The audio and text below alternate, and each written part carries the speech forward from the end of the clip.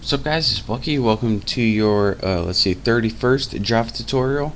And in this tutorial I'm going to be talking to you guys about something called an enhanced for statement.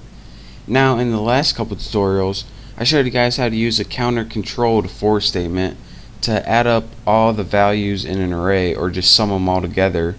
Well, actually Java made a very easier way to do this, and they named it an enhanced for statement. So let me show you guys how to do it.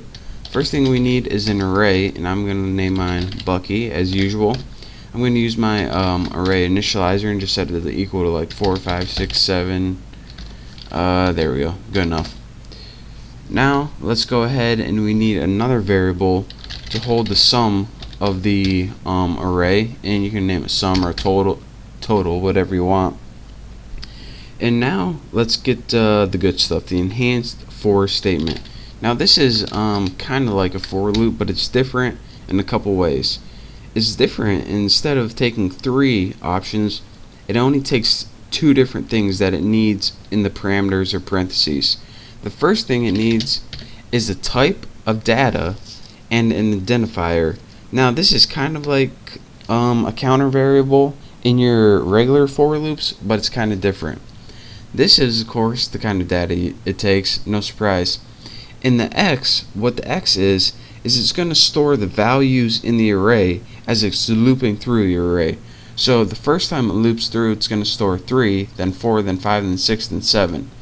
And you just need a variable to hold all those values, so that's why this is called the type and this is called the identifier. Next, after that, the only other thing it takes is the name of the array. Now if you're saying, alright, why do I have to name this array? In case you have more than one array in your program, one named Bucky, one named Tunafish, one named Dogwood, it knows what array you're talking about.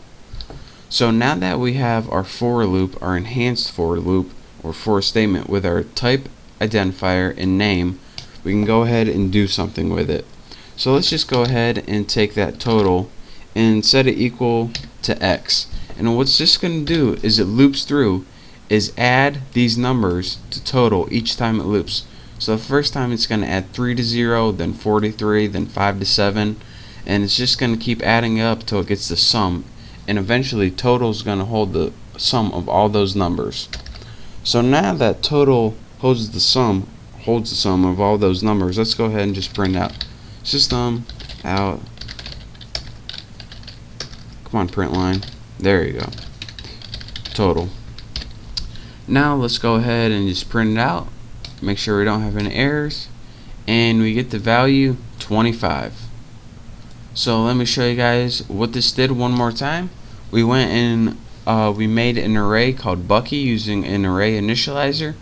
We then went and made another variable named total and set it equal to 0, and this would hold the sum of our array. Next we made this special enhanced for statement. The first argument it takes is the type and identifier, what variable you want to store the array values in. Next, you need to say what array you were working with, what array you want to loop through, and now you just did anything with those values, and we just decided to add them all to total to get the sum. Lastly, we just printed it out. So that's how you use an enhanced for statement. And remember, this is a for statement that's specialized to loop through all of the elements in your array so you can do something with them. So that's that for this tutorial. Thank you guys for watching. Don't forget to subscribe to my channel, and hopefully I will see you next tutorial.